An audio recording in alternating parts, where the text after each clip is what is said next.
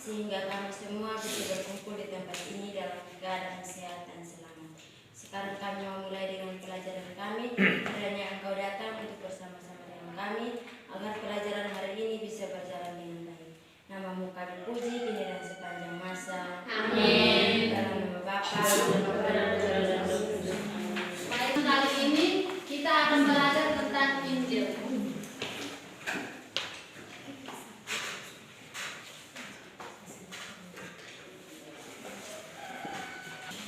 Baik anak-anak, siapa yang tahu tentang Injil? Injil itu berasal dari kata Arab, kemudian Injil itu dari bahasa Arab, kemudian diturunkan ke bahasa Yunani,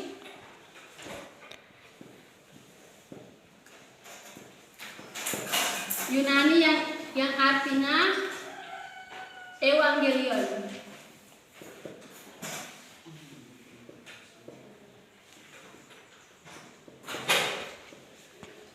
Dan juga Evangelion ini ada dua kalimat, yaitu Eu dan Angelion.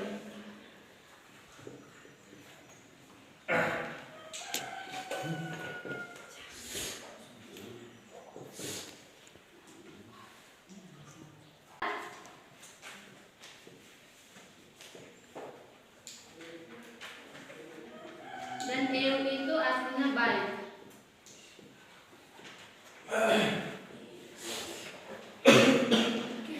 Baik, dari istilah itu siapa yang tahu kalau Injil itu tentang apa? Kabar baik. Baik, coba angkat tangan untuk OT. Dijawabkan oleh Jessica itu memang betul. Injil itu tentang kabar baik mengenai Yesus Kristus.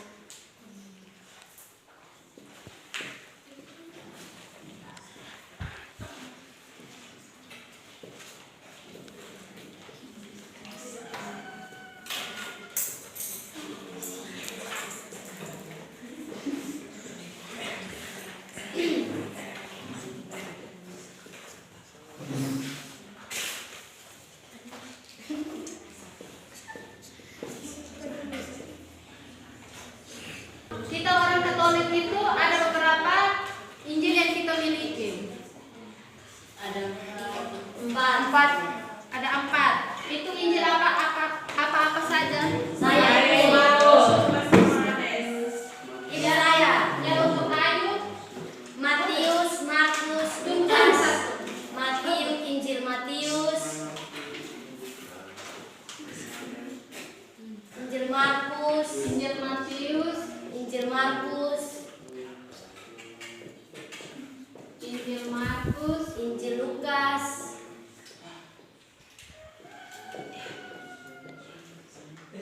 dan yang terakhir Injil Yohanes.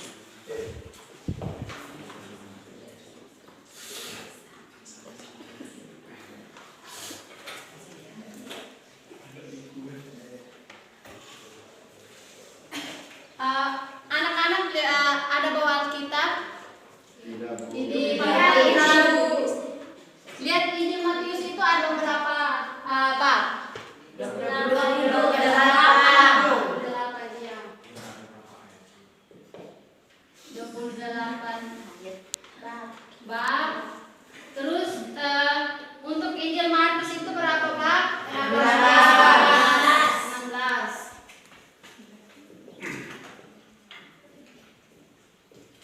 Dan juga Injil Lukas itu ada berapa bab? 21. Dan juga Injil Yohanes itu ada berapa bab? 24. Lukas itu 24, Ibu. Baik, Injil Matius itu ada 20. Ini dari keempat Injil ini mau menerangkan kepada kita itu tentang apa? Kita gampang metode pasti kita tahu. Tentang kelahiran sengsara waktu kebangkitan Yesus. Ya salah satunya itu tentang kelahiran Yesus.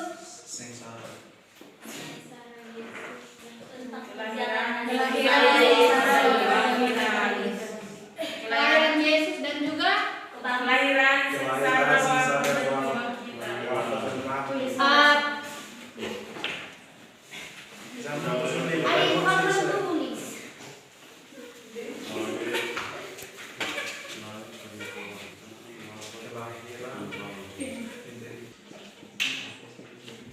tentang kelahiran Yesus itu yang mengutarakan itu lebih menekankan pada Injil Matius dan Injil Lukas. Dengan Injil Matius itu lebih menekankan pada kelahiran sebagai raja, dan Injil Lukas itu menekankan pada kelahiran sebagai anak manusia. Itu dilihat dalam Injil Matius bab 1 ayat 2.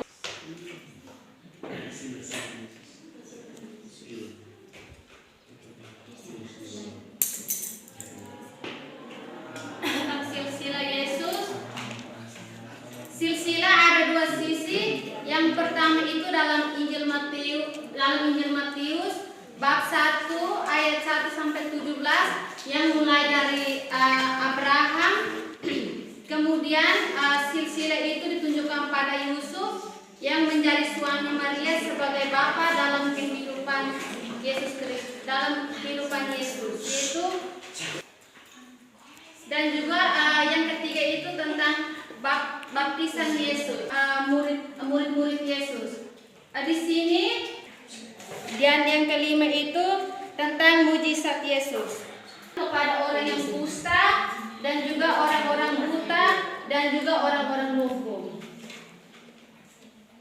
Dan yang keenam Taurat dan juga orang-orang Saduki. Besar tentang keempat Injil yang mau mengungkapkan kepada kita. Dan juga dari keenam hal ini juga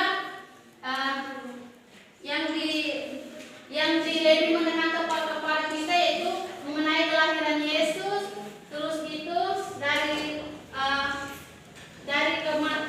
kematian lalu kebangkitan.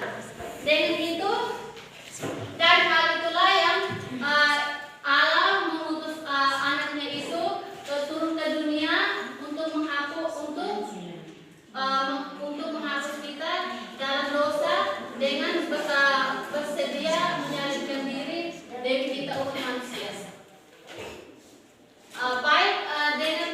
Sesuai dengan yang ada di papan, apakah ada yang belum bisa mengerti? Bisa dipertanyakan. Saya akan menjawab pertanyaan dari Redem. Apa perbedaan permandian dengan baptis? Baptis dengan permandian itu memiliki makna dan arti yang sama. Hanya bedanya hanya di dalam kalimat saja. Bedanya itu hanya di kata saja. Baik, apalagi yang belum mengerti tentang materi? Bapa dan Putra dan Roh Kudus. Amin. Ya Tuhan, kami bersyukur dan berterima kasih kepadamu karena atas kebaikanmu maka kami telah menyelesaikan kegiatan kami pada hari ini. Semoga apa yang kami pelajari dapat berguna bagi kami. Namun kami puji kini dan sepanjang masa. Amin. Dalam nama Bapa dan Putra dan Roh Kudus. Terima kasih, Bu. Nanti kita bertemu di minggu. Ya,